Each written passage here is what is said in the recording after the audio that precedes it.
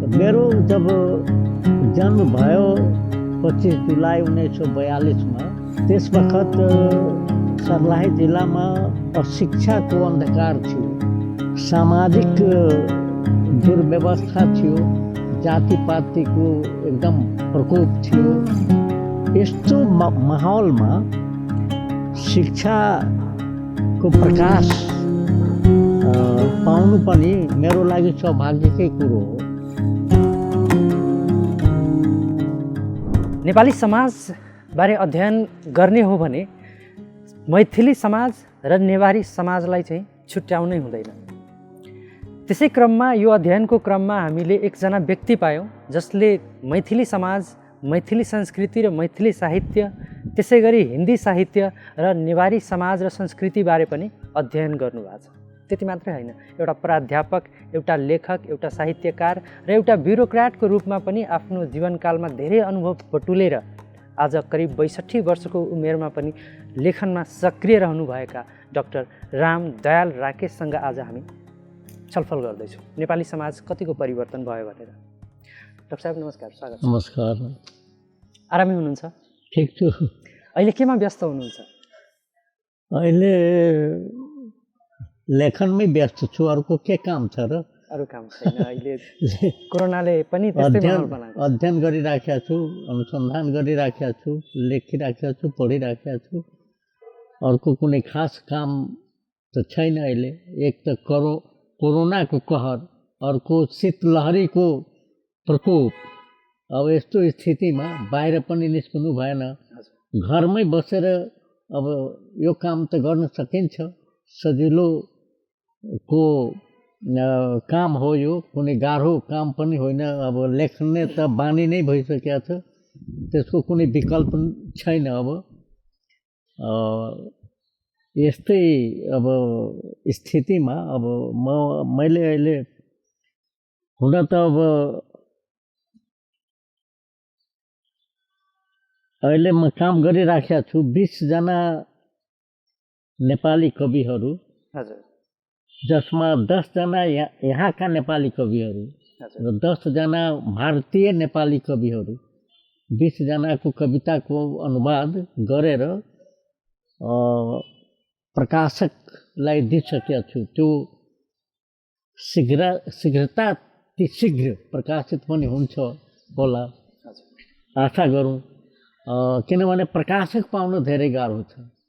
मेरो 6-7 वटा पाण्डुलिपिहरू तयार छन्, अङ्ग्रेजीमा, नेपालीमा, हिन्दीमा, मैथिलीमा। तर प्रकाशनको अभावमा मेरो काम केही देखा परिराखेको छैन। मलाई हजुर जन्मिनु भएको सर्लाही जिल्ला र त्यति बेलाको एउटा सामाजिक माहौलबारे जान्न मन लाग्यो। म पनि सर्लाहीको भएको हुनाले मलाई त्यो झन् इन्ट्रेस्टिङ होला। प्लिज। हो, ठिक छ। यो यसलाई भन्छ डिस्ट्रिक्ट एफिनिटी। तपाईँ पनि सर्लाही जिल्लाको, म पनि सर्लाही जिल्लाको, र तपाईँको गाउँ र मेरो गाउँमा धेरै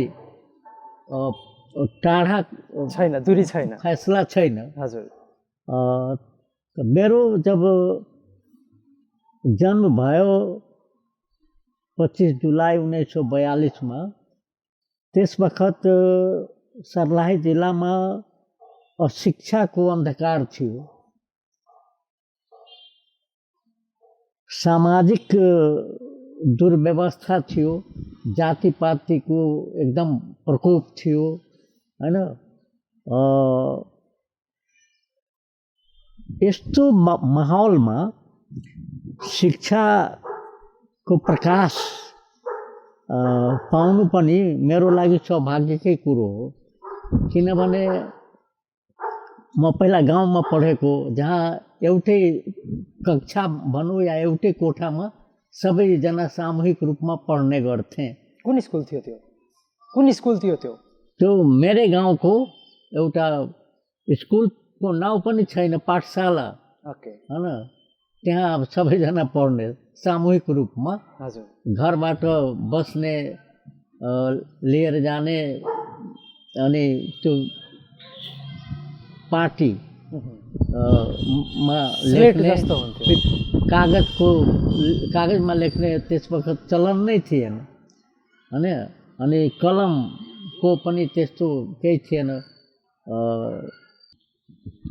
त्यसपछि गाउँमा पढ्दा पढ्दै मेरो छिमेकी गाउँ गोडैता, हजुर गोडैतामा त्यहाँ मिडल स्कुलको स्थापना भयो। अनि त्यहाँ म 6 क्लासमा पढ्न गएँ। एकैचोटि 6 क्लासमा 7 क्लास 2 वर्ष पढेँ त्यहाँ। त्यस वखत त्यसलाई मिडल स्कुल भनिन्थ्यो र 7 कक्षासम्म मात्रै मिडल स्कुलको शिक्षाको सीमा थियो। हजुर त मिडल पास गरेपछि माहौल त त्यस्तै थियो, अरू हाई स्कुल वरिपरिमा छँदै थिएन। अनि म मेरो गाउँको एकजना सहपाठी हुनुहुन्छ लक्ष्मीकान्त झा, उहाँको मामाको घर रिगा इन्डियामा, अनि त्यहाँ नजिक बभनगामा स्कुल, अनि हामी सँगै थियौँ। उहाँ पहिला जानुभयो एडमिसन गराउन, अनि हाम्रो गार्जियन पनि त्यहीँ जाऊ भनेर पठाइदिनु भयो। त्यहाँ 8 कक्षामा मैले भर्ना पनि लिएँ, म र मेरो दाइ सँगै, मभन्दा ठुलो। तर मलाई त्यहाँको माहौल अनुकूल लागेन। मैले त्यो स्कुल छोडेर एकैचोटि म फेरि सोनवर्षा मलङ्बाको सँगै छ, हजुर बिचमा 10 गजा छ र उता सोनवर्षा, त्यहाँ गएर 9 कक्षामा मैले एडमिसन गराएँ। र पहिला 8 कक्षामा साइन्स लिएको थिएँ, त्यहाँ गएपछि आर्ट्समा भर्ना भएँ। त्यस वखत आर्ट्स, साइन्स, कमर्स तीनवटा फ्याकल्टी थियो। अनि म र मेरो दाइ सँगै त्यहाँ 3 वर्षसम्म पढेँ। 9 कक्षा, 10, 11 कक्षा मैट्रिक पास गरेँ। मैट्रिक पनि फर्स्ट डिभिजनमा मैले पास गरेको। मेरो गार्जियनहरू पनि खुसी हुनुहुन्थ्यो। त्यसोसले तिमी जति पढ्छौ हामी पढाउँछौ भनेर भन्नुभयो। अनि त्यसपछि राधाकृष्ण गोयनका कलेज सीतामढी, त्यहाँ आइएमा गएर एडमिसन गराएँ। आउन त लागेको थिएँ काठमाडौँ, तर काठमाडौँको बाटो वीरगन्जमा आएपछि ब्लक थियो, रोड पनि राम्रोसित बनेको थिएन। त म त्यहाँबाट फर्केर गएँ अनि सीतामढी राधाकृष्ण गोयनका कलेजमा एडमिसन गराएँ। त्यहाँ 2 वर्ष पढेँ। आइए पास गर्नको लागि 2 वर्ष लाग्थ्यो टाइम। 2 वर्ष पढेपछि त्यहाँ फर्स्ट डिभिजनमा कोही पास भएन, सेकेन्ड डिभिजनमा 9 जना पास गर्यो। 9 जनाले, त्यसमा म पनि थिएँ, 9 जना मध्ये 1 जना। त्यसपछि यहाँ आएँ काठमाडौँ आएँ। त्यस वखत प्लेनबाट आएँ। आए त यहाँ म बिए अनर्स पढ्न चाहन्थेँ इङ्ग्लिसमा, तर यहाँ क्रिस्चियन कलेजमा थिएन बिए इङ्ग्लिस अनर्स। अनि फर्केर गएँ फेरि यहाँबाट, अनि सिएम कलेज दरभङ्गामा एडमिसन गराएँ। त्यहाँको माहौल पनि मेरो अनुकूल थिएन। त्यसोसले फेरि सीतामढी कलेजमा आएँ, किनभने त्यहाँ बिए अनर्स सुरु भएको थियो त्यसै वखत, फर्स्ट ब्याच। सरी। अनि त्यहाँ 2 वर्षको अनर्स कोर्स थियो। मैले यहाँ इङ्ग्लिस अनर्स लिएर पढेको। जाँच दिने बेलामा के भयो भने, अब अनर्सको जाँच 6 पेपरको हुन्थ्यो। त्यो 6 पेपर इङ्ग्लिसको दिएर मेरो बिहे बालककालमा नै भइसकेको थियो। 6 क्लास पढ्दाखेरि नै मेरो बिहे मेरो दाइसँगै दुवैजनाको बिहे भएको थियो। 6 क्लासमा पढ्ने बेला बिहे भइसकेको थियो। कति वर्षको हुनुहुन्थ्यो? मेरो दाइको कुराकानी चलिराखेको थियो बिहेको। अनि त्यसैमा त्यहाँ उता 2 केटी एउटै परिवारको, अनि दुवैजनालाई उहाँले बाचा गरेर आउनुभयो। अनि म बाध्य भएर, म चाहन्न थिएँ मेरो बिहे होस्, तर बाध्यतावश मैले बिहे गर्नु पर्यो हैन। त मेरो बुवा पहिला नै स्वर्गीय भइसक्नु भएको थियो, दाइहरू नै गार्जियन हुनुहुन्थ्यो। उहाँहरूले भन्नुभयो तिमी बिहे गर म बाचा बन्धन गरिसकेको छु तिमी जति पढ्छौ हामी पढाउँछौँ भनेर भन्नुभयो आश्वासन दिनुभयो तर पनि अब मेरो मन मानिराखेको थिएन त्यस वखत मलाई यो पनि थाहा थिएन कि बाल विवाह गरेपछि त्यसको हानि के हो त्यसको लाभ के हो त्यो पनि मलाई थाहा थिएन तर पनि परिस्थितिवश परिबन्धमा परेर बिहे मेरो भयो त बिहे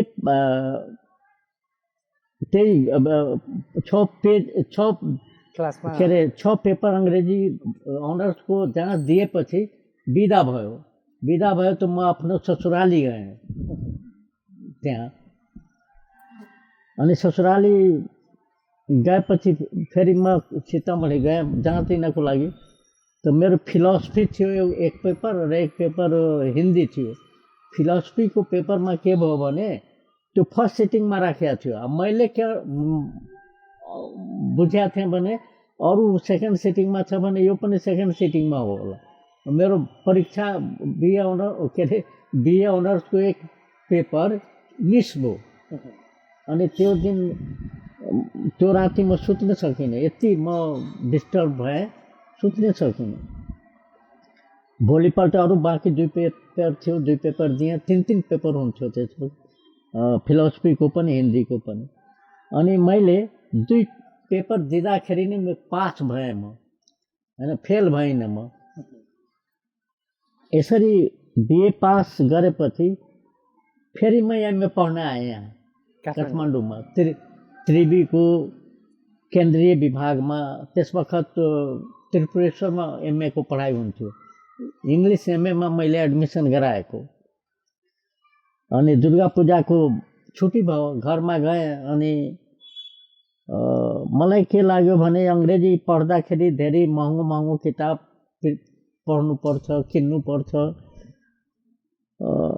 मैले बहाना के बनाएँ भने काठमाडौँको पानी मलाई सुट गर्दैन अनि मैले ड्रप गरिदिएँ अनि त्यही गोडैता हाई स्कुलमा म टिचर भएर 1 वर्षसम्म काम गरेँ पढाएँ त्यसपछि फेरि म एमए पढ्न आएँ यहाँ काठमाडौँ त्यस वखत विषय परिवर्तन गरेर इङ्ग्लिसबाट हिन्दीमा मैले एडमिसन गराएको 1 वर्षसम्म त्यस वखत सेमेस्टर सिस्टम थियो 1 सेमेस्टर पढेँ मैले रेगुलर त्यसपछि फेरि एउटा अफर आयो मलाई हेडमास्टर हुनको लागि त्यही सुन्दरपुर बजार देवधारी हाई स्कुल अहिले पनि छ सुन्दरपुर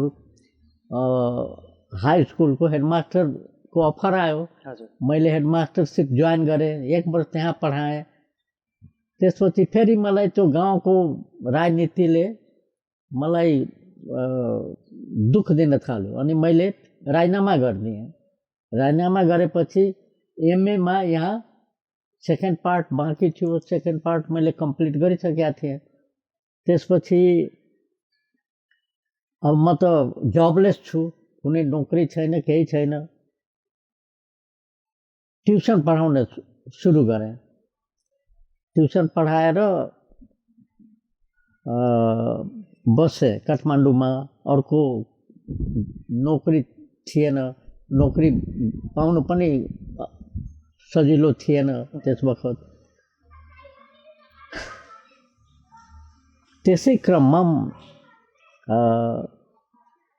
पद्मकन्या कलेजमा यहाँ हिन्दीको विभाग थियो त्यहाँ भारतीय प्रोफेसरहरू कोलम्बो योजना अन्तर्गत आएर पढाउनुहुन्थ्यो अनि मलाई पनि त्यहाँको प्रिन्सिपल अङ्गुर बाबा जोशी धेरै स्ट्रिक्ट धेरै अनुशासित प्रिन्सिपल उहाँले मलाई के भन्नुभयो भने तिमी अनरेडी पढाउन सक्छौ भने अवैतनिक पढाउन सक्छौ भने पढाऊ 8-9 महिना पर्मानेन्टको जब भ्याकेन्सी निस्किन्छ तिमीलाई नै हामीले अफर गर्छौँ अनि मैले स्वीकार गरेँ मैले पढाएँ अवैतनिक नै पढाएँ 8-9 महिनासम्म त्यसपछि दरबन्दी सिर्जना भयो अनि मेरो नियुक्ति भयो त्यो सब अस्थायी हो अनि थाहै हुनको लागि फेरि लोकसभा आयोगको जाँच दिनु पर्थ्यो त्यस वखत, प्राध्यापकहरू पनि र प्रशासकहरू पनि। अनि मैले जाँच दिएँ, मौखिक जाँच त्यस वखत हुन्थ्यो। मेरो नै सेलेक्सन भयो भनौँ न। अनि 4 वर्षसम्म त्यहाँ पढाएँ। त्यसपछि कोलम्बो प्लानको लागि पिएचडीको लागि विज्ञापन निस्क्यो भारतीय दूतावासबाट। अनि मैले अप्लाई गरेपछि मेरो सेलेक्सन भयो। मैले भनेको थिएँ कि म दिल्लीमा मात्रै मलाई दियो भने म जान्छु, अरू ठाउँमा म जान्न। अनि दिल्लीमा नै मेरो सेलेक्सन भएपछि त्यहाँ दिल्ली विश्वविद्यालयमा पिएचडी गर्नको लागि मौका पाएँ। त्यहाँ 3 वर्षसम्म मैले पिएचडी कम्प्लिट गरेँ। अनि फर्केर आएँ यहाँ काठमाडौँ, किनभने त्यहाँ स्कलरसिपमै लेखेको हुन्छ कि यहाँबाट स्कलरसिपमा जाने मान्छे फर्केर आउनुपर्छ, त्यो उता नोकरी गर्न पाउँदैन भनेर त्यस्तो नियम। यहाँ आएपछि अब नयाँ शिक्षा योजना लागू भयो। तपाईँहरूलाई त थाहा पनि छैन होला, 31-32 सालको कुरो हो। त मलाई कीर्तिपुर क्याम्पसमा काजमा पठाइयो। यो पद्मकन्या कलेजमा हिन्दी विभाग थियो, त्यहाँ बन्द गरेर मलाई कीर्तिपुर केन्द्रीय विभागमा काजमा त्यस वखत काज भनिन्थ्यो, किनभने म विश्वविद्यालय सेवाको क्याडर थिएन। म हुन त मैले त्यहाँ लेक्चररको भ्याकेन्सी निस्किँदाखेरि पनि अप्लाई गरेँ। मेरो इन्टरभ्यूमा डाक्टर नगेन्द्र आउनु भएको थियो, दिल्ली विश्वविद्यालयको हिन्दीको हेड अफ द डिपार्टमेन्ट। त्यहाँ पिएचडी गरेको एकजना मान्छे पनि क्यान्डिडेट थियो, तर उसको नभएर मेरो नै सेलेक्सन भयो त्यहाँ।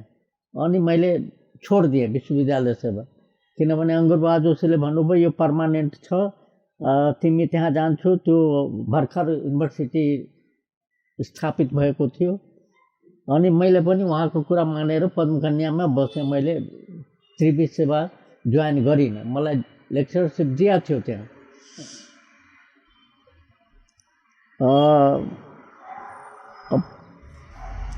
कीर्तिपुरमा सबभन्दा समस्या के थियो भने आउन जानुको समस्या थियो। अहिले जस्तो बसको सुविधा थिएन। एउटा बस आएपछि अर्को बस 1 घन्टा पछि आउने। मलाई अब बहुत अप्ठ्यारो हुन थाल्यो। त्यस वखत म ठहिटीमा बसेको थिएँ हैन। त्यसपछि 36 सालमा म यहाँ सरेको, यो ठाउँमा जहाँ हामी कुरा गरिराखेका छौँ यो घरमा। 36 सालमा एउटा टहरो बनाएर मलाई क्वार्टर पनि दिएन त्रिवीले, त्यस उसले पनि मैले उता छोडेको हो। 2-2वटा बस चेन्ज गरेर जाने। बर्सातमा त के हुन्थ्यो, पल्कुप खोलामा बाढी आयो भने पुल सहन नसक्ने बसको आवत जावत, अनि उताबाट फेरि अर्को बस लिएर जानु पर्थ्यो। सब धेरै झन्झटिलो। हामी यो पार्टमा एकचोटि फेरि आउँला। हजुरको त्यति बेलाको पारिवारिक पृष्ठभूमि चाहिँ कस्तो थियो? आर्थिक रूपमा परिवार कस्तो थियो? मेरो पारिवारिक पृष्ठभूमि न धेरै धनी थियो न धेरै गरिब थियो। अलिअलि खेती पनि मेरो दाइहरू गर्नुहुन्थ्यो र व्यवसाय पनि थियो, कपडाको, किरानाको, सब मिलाएर राम्रै स्थिति थियो हैन, नराम्रो होइन। त मैले सञ्चय कोषबाट ऋण लिएर यहाँ जग्गा किनेको 33 सालमा। अनि 36 सालमा एउटा टहरो 3 कोठाको बनाएर यहाँ बस्न थालेँ म। यहाँबाट अब उता जानु पर्थ्यो कीर्तिपुरसम्म। अनि धेरै अप्ठ्यारो स्थितिको सामना गर्नु पर्थ्यो। त्यसोस्ले म फेडअप त भइसकेका थिएँ। हुन त मेरो जीवनको सर्वोच्च लक्ष्य थियो, विद्यार्थी कालमा कसैले सोध्यो भने म प्रोफेसर बन्छु भनेर। तर प्रोफेसर बनेपछि त्यसको पीडा भोगेपछि त्यो पद छोड्ने मैले निर्णय गरेँ। हजुर, अप्ठ्यारो स्थितिको सामना गर्नु परेकोले त्यसपछि मेरो पदस्थापन निर्वाचन आयोगमा सहसचिवमा भयो। हजुर, त्यो सरकारी सेवा भएकोले प्राध्यापन सेवाको मान्छे पनि प्रशासन सेवामा आउन सक्थ्यो। ढोका खुला थियो, बन्द थिएन। हजुर अनि मेरो पदस्थापन भयो। मैले पाँच वर्षसम्म त्यहाँ काम गरेँ निर्वाचन आयोगमा। त्यसै बिचमा मेरो फुल ब्राइटमा मैले एप्लाई गरेको अमेरिकन स्कलरसिपमा, त्यहाँ पनि मेरो सेलेक्सन भयो पोस्ट डकको लागि। पोस्ट डक्टरल रिसर्चको लागि। म 6 महिनाको लागि अमेरिका गएँ। अमेरिकाको इन्डियाना युनिभर्सिटी ब्लुमिङटनमा 6 महिना 1 सेमेस्टर मैले पोस्ट डक्टरल रिसर्च त्यहाँ गरेँ र विषय मेरो थियो फोकलोर, नेपाली फोकलोर, नेपाली लोक संस्कृति, त्यसमा पनि विशेषज्ञ मैथिली फोकलोर, मैथिली लोक संस्कृति। त्यहाँ 6 महिना कम्प्लिट गरेर फेरि म फर्केर आएँ यहाँ। अनि आम निर्वाचन यहाँ थियो। आम निर्वाचनमा पनि मैले भाग लिएँ, त्यहीँ थिएँ म निर्वाचन आयोगमा। त्यसपछि निर्वाचन आयोगमा अलि निर्वाचनको समयमा यथाभावी खर्च हुन्छ, न त्यसको कोटेसन चाहियो, न टेन्डर चाहियो। जति मन लाग्छ त्यति खर्च गरे पनि हुने छ त्यहाँ यस्तो इलेक्सनको टाइममा। त 60वटा कम्प्युटर किनेको हैन। त्यस वखत प्रमुख आयुक्तहरू हुनुहुन्थ्यो। म त सहसचिव थिएँ। त्यसको टेन्डर थिएन, कोटेसन थिएन। 5 लाखको के अरे यो फोटोकपी किन्यो। अनि इलेक्सन सकेपछि मलाई त्यो फाइल सदर गर्नको लागि मेरो टेबलमा आयो। मैले किन्ने बेलामा मसित कुनै सरसल्लाह गरिएन भन्दाखेरि म किन साइन गर्ने भनेर मैले साइन गरिनँ हैन। मलाई थाहा थियो यहाँ मनीको ऊ छ, चलखेल आर्थिक चलखेल भएको छ भनेर। एकजना आयुक्तले पनि मलाई भन्नुभयो त्यस्तो, तिमी साइन नगर, तिमी सरकारी कर्मचारी हो, यिनीहरू त राजनैतिक नियुक्तिमा आएको हुन्छन्, यिनीहरूलाई केही हुँदैन, तिमी फस्छौ भनेर मैले साइन गरिनँ। अनि मेरो सरुवा भयो त्यहाँबाट। एकै दिनमा मेरो सरुवा भयो त्यसपछि। अनि मलाई जगेडामा राख्यो। जगेडाको अर्थ तपाईँहरू बुझ्नुहुन्छ कि बुझ्नुहुन्न? जगेडाको अर्थ के हुन्छ? साइन गर्ने, तलब खाने, कुनै सुविधा हुँदैन। जसरी मलाई गाडीको सुविधा थियो, पिएको सुविधा थियो, सब सुविधाबाट वञ्चित गराइयो मलाई। जगेडामा हुन्छ नै, यस्तै हुन्छ। अनि त्यसपछि मलाई 10+2 यहाँ सानो ठिमीमा पठाइयो काजमा।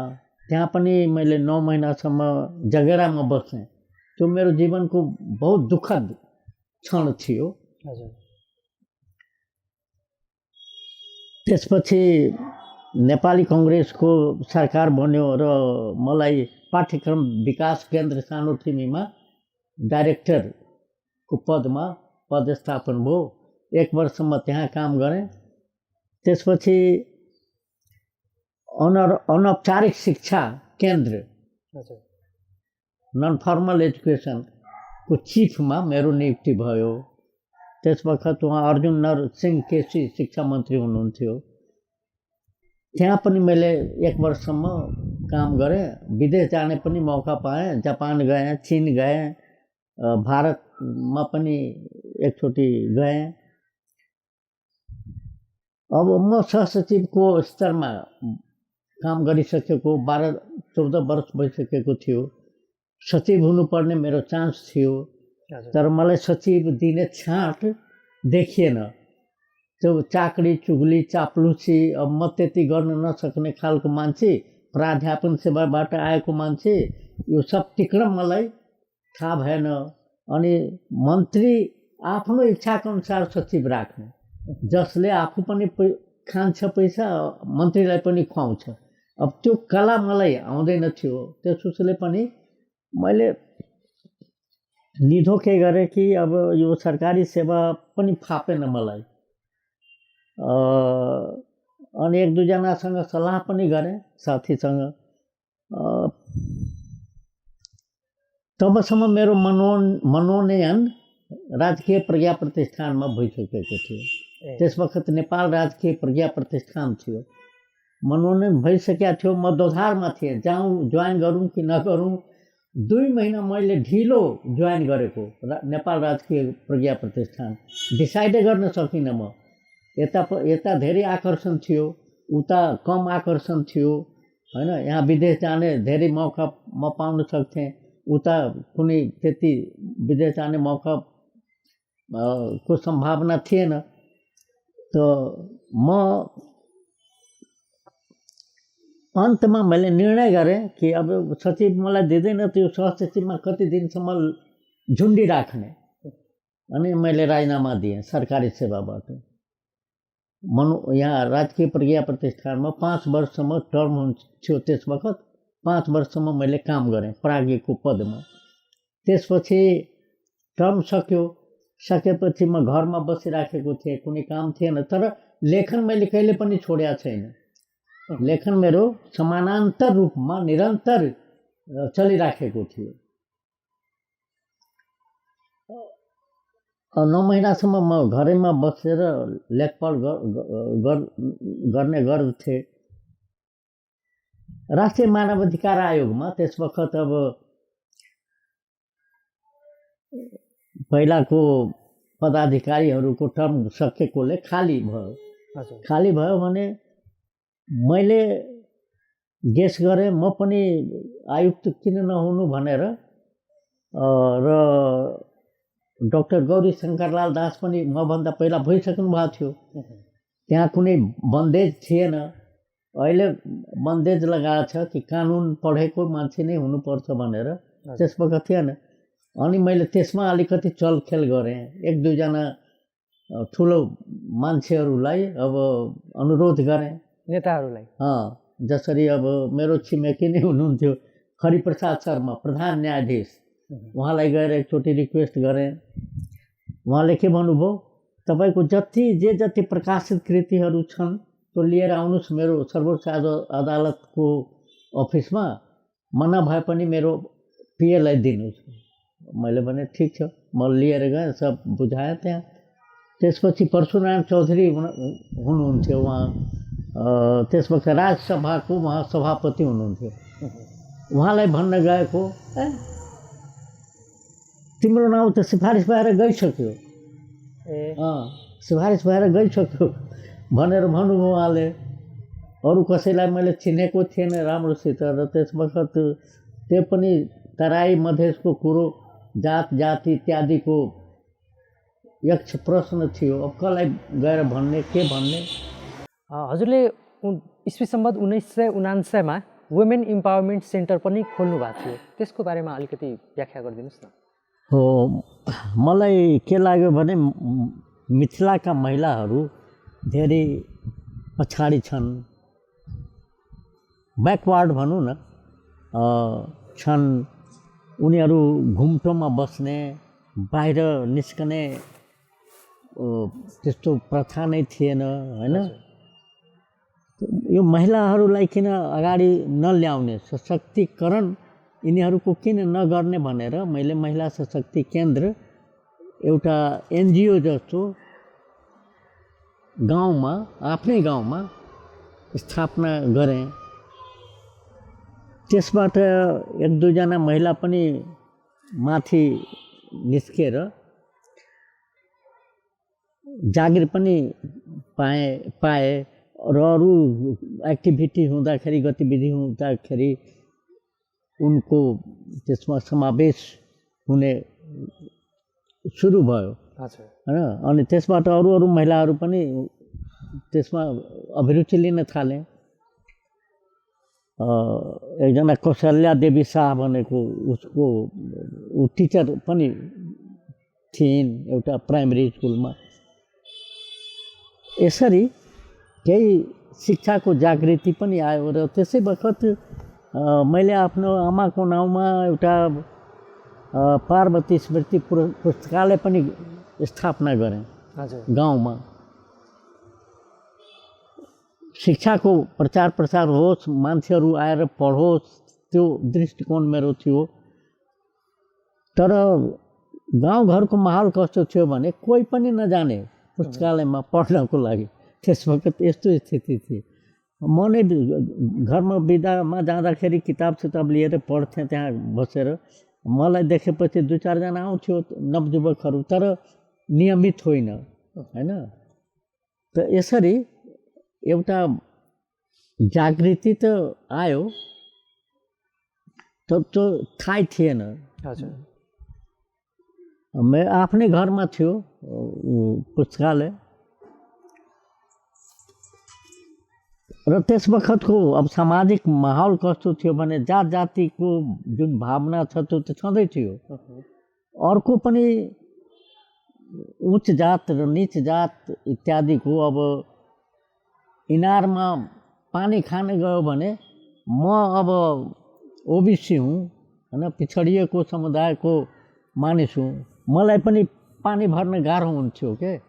उनीहरूले पानी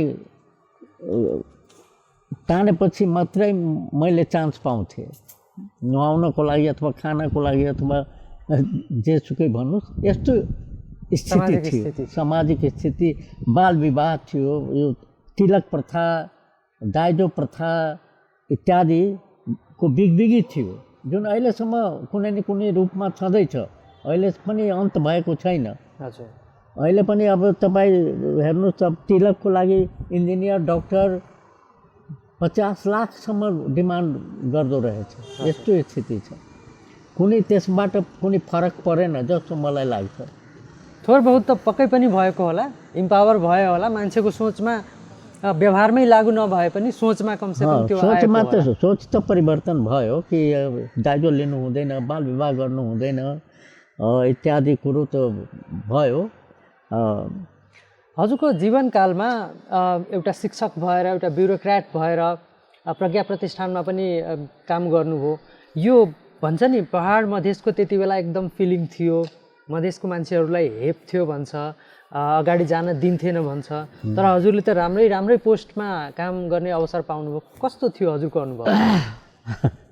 त्यो मैले चान्स पाएको हो। हुन त पक्षपात र यो डिस्क्रिमिनेसन नहुने होइन, तर के हो म सबै बाधा व्यवधान पार गरेर एक किसिमबाट म लाभान्वित नै भएको हुँ। मेरो कुनै सोर्स थिएन, कुनै कसैलाई पनि मैले अहिलेसम्म गड फादर मानेको छैन काठमाडौँमा जसले मलाई हेल्प गरेको होस् अहिलेसम्म। त म के भन्छु भने आफ्नो अध्यवसाय, आफ्नो परिश्रम, म प्राज्ञ किन भएँ त म लेख्ने गर्थेँ। मभन्दा बढी लेख्ने मान्छे नै थिएन तराई मधेसको कुनै पनि त्यस वखत। त्यसोले मेरो स्वतः मनोनयन भयो। मैले कोसिस पहिला पनि गरेको हो, तर कोसिस गर्दा गर्दा मलाई कहिले पनि त्यो पद प्राप्त भएन। तर जब यस्तो स्थिति आयो, राजनैतिक लोकतान्त्रिक प्रजातान्त्रिक व्यवस्था आयो, त्यस वखत मैले कोसिस नगर्दैमा, जसरी म यहाँ थिएँ त्योभन्दा राम्रो पदमा थिएँ, तर पनि मेरो मनोनयन भयो अनि मैले प्राज्ञ पद पनि स्वीकार गरेँ। त्यहाँ पनि 5 वर्षमा मैले संस्कृतिको बारेमा, मैथिली संस्कृति मात्रै होइन, त्यहाँ त सबै सम्पूर्ण राष्ट्रको संस्कृतिको त्यहाँ संरक्षण गर्ने, प्रवर्धन गर्ने व्यवस्था भएकोले मैले सबै संस्कृतिलाई गुरुङ, मगर, जैन, के अरे दनुवार, थारू, अवधी, भोजपुरी, मैथिली सबै संस्कृति जो साउथ एसिया इन्स्टिट्युटसँग मिलेर, जर्मनीको साउथ एसिया इन्स्टिट्युटसँग मिलेर उनीहरूले स्कलरलाई इन्भाइट गर्थ्यो र हामीले के गर्थ्यौँ, उसलाई लेक्चर गरेको 2000 भत्ता हुन्थ्यो, त्यो दिन्थे, खाजा सजा खुवाउँथे र आफ्नो हलमा त्यो कार्यक्रम हुन्थ्यो। यस्तो 12वटा इन्टरनेसनल स्ट्यान्डर्डको सेमिनार मैले गराएको आफ्नो कार्यकालमा। हजुरले नेवारी कल्चर र मैथिली कल्चर बारे पनि अध्ययन गर्नुभएको छ, के समानता र भिन्नता पाउनुभयो? नेवारी कल्चरको भन्दा मैले नेपाली जनजीवन, हैन। जसरी मैले एउटा डिजर्टेसन लेखेको लघु शोध प्रबन्ध काठमाडौँ के नेवारों का जनजीवन, काठमाडौँ उपत्यका के नेवारों का जनजीवन हिन्दीमा मैले लेखेँ र त्यो प्रकाशित भएन, अहिलेसम्म प्रकाशित भएको छैन। ए किन? अब किन भन्नुहुन्छ भने प्रकाशनको समस्या, प्रकाशनको पीर मैले अघि नै भनेको हो। ओके। तर त्यसको नेवारी कल्चरको बाह्रमासा र मैथिली संस्कृतिको बाह्रमासाको तुलनात्मक अध्ययन मेरो किताबमा छ। मैथिली लोक संस्कृति पहिला नाम थियो, अहिले मिथिलाञ्चल लोक संस्कृति त्यसको नाउँ छ। त्यो एकता बुक्सबाट प्रकाशित भएको छ, त्यसमा छ। तर अब स्वतन्त्र रूपमा मैले अध्ययन गरेर अथवा अनुसन्धान गरेर त्यो छपाउन सकिनँ, त्यो मेरो कमजोरी भनौँ।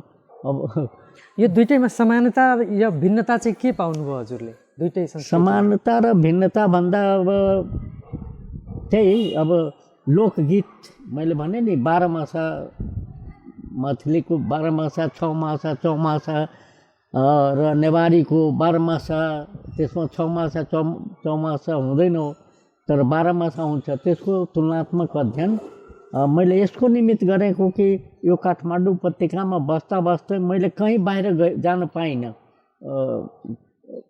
सर्भिसको दौरान। अर्थात् बाहिर मेरो पोस्टिङ भएन, म सुरुदेखि काठमाडौँमै जागिर खाएँ र अन्त पनि जागिर मेरो यहीँ काठमाडौँबाट भएको हो। त मैले नेवारी कल्चर अथवा नेपाली कल्चरको त अब धेरै समानता छ नि। अब नेपाली कल्चरमा भन्नुहोस् भने अब सबै पर्व तिहार चाडपर्वहरू हामी मिथिलामा जस्तो मनाउँछौँ त्यस्तै छ, अलिअलि फरक छ। अब फागु मनाउँछौँ हामी, यहाँ चिर ठड्याएर अनि 8 दिनसम्म फागु मनाइन्छ। उता हामी रङ अबिर उता पनि प्रयोग गर्छौँ, खेल्छौँ, यहाँ पनि अब त्यहाँभन्दा बढी यहाँ हुन थालेको छ।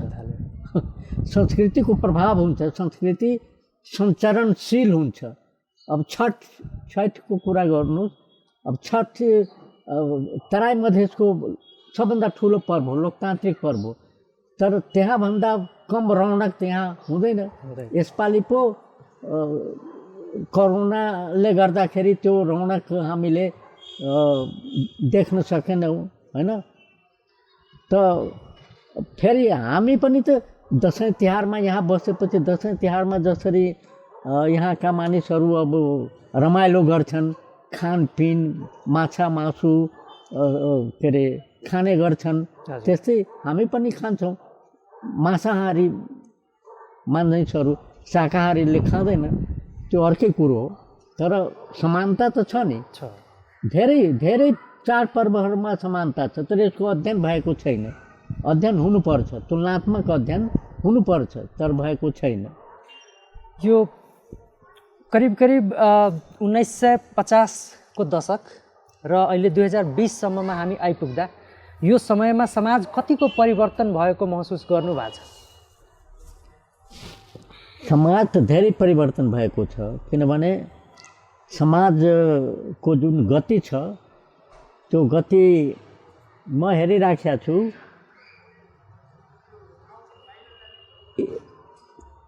अचम्म किसिमबाट विकसित भएको छ। पहिला एउटा गोरखापत्र लिनको लागि म न्यू रोडसम्म जानु पर्थ्यो। अहिले अब हेर्नुहोस्, जहाँ पनि पत्र पत्रिकाको पसल छ, हातमै छ अब मोबाइल। अनि अर्को कुरो के छ भने अब महिलाहरू पहिला कम देखिन्थ्यो बाहिर। पद्मकन्या कलेजमा मैले 4 वर्ष पढाएँ, त्यहाँ रत्नराज पनि महिला कलेज नै थियो र छ पनि। महिलाहरूमा त झन् विकास भएको जस्तो मलाई लाग्छ। महिलाहरू धेरै विकसित भएका छन्। पहिला जस्तो पिछडिएको अथवा कुरा गर्न पनि सङ्कोच मान्ने, लाज मान्ने अहिले त्यो स्थिति छैन। होइन दुनियाँको जुनसुकै देशमा म जाँदा त्यहाँ र यहाँको महिलाहरूलाई हेर्छु त मलाई कस्तो लाग्छ भने उनीहरूभन्दा कम छैनन् यहाँ। फेसनमा होस् कि बोलचालमा होस् कि अङ्ग्रेजी नै बोल्नु पर्यो भने अङ्ग्रेजीमा पनि उनीहरू फटाफट बोल्ने, फ्लुएन्ट बोल्ने, कार्यकुशलताको हिसाबले पनि। अनि हरेक क्षेत्रमा पदाधिकारीहरू पनि अहिले छन् महिलाहरू। राष्ट्रपति नै महिला भइन्। अब राष्ट्रपति नै महिला हुनुहुन्छ। अब सर्वोच्च के अरे अदालतको प्रधान न्यायाधीश पनि महिला, हाउसको पनि स्पिकर महिला। त समाजको प्रगतिलाई कसैले रोक्न सक्दैन, तर सरकारको भूमिका गौण छ। सरकारले जति गर्नुपर्ने थियो गरिराखेको छैन। यो त स्वतः विकास भइराखेको छ। अहिले हेर्नुहोस् लोकतन्त्रको लडाइँ भइरहेको छ होइन। यो उपयुक्त बेला त होइन। कोरोनाको नियन्त्रण गर्नुपर्नेमा उहाँहरू कुर्सीको दौडमा हुनुहुन्छ। म के भनौँ भने म अहिले विरोधी स्वरमा बोलिराखेको छु र विरोध पनि म गरिराखेको छु। मैले धेरै कुरो विरोधमा लेखेको पनि छु होइन। मधेसमा पनि जुन मधेसी प्रतिभाको हनन भइराखेको थियो, मैले किताब लेखेँ एउटा मर्डर अफ मधेस, जो मधेस आन्दोलनको टाइममा प्रकाशित भएको छ। तर त्यसलाई बङ्ग्याएर त्यसलाई त्यसको अर्थको अनर्थ गरेर म माथि आरोप लगाइयो। त्यो पनि म सहन सहिराखेको छु। तर किताबै नपढिकन, किताबमा के कुरो छ त्यो नपढिकन, त्यो तथ्य थाहा नपाएर जथाभावी आफ्नो बहम, आफ्नो अहम त्यहाँ अभिव्यक्त गरेका छन् केही मान्छेहरू।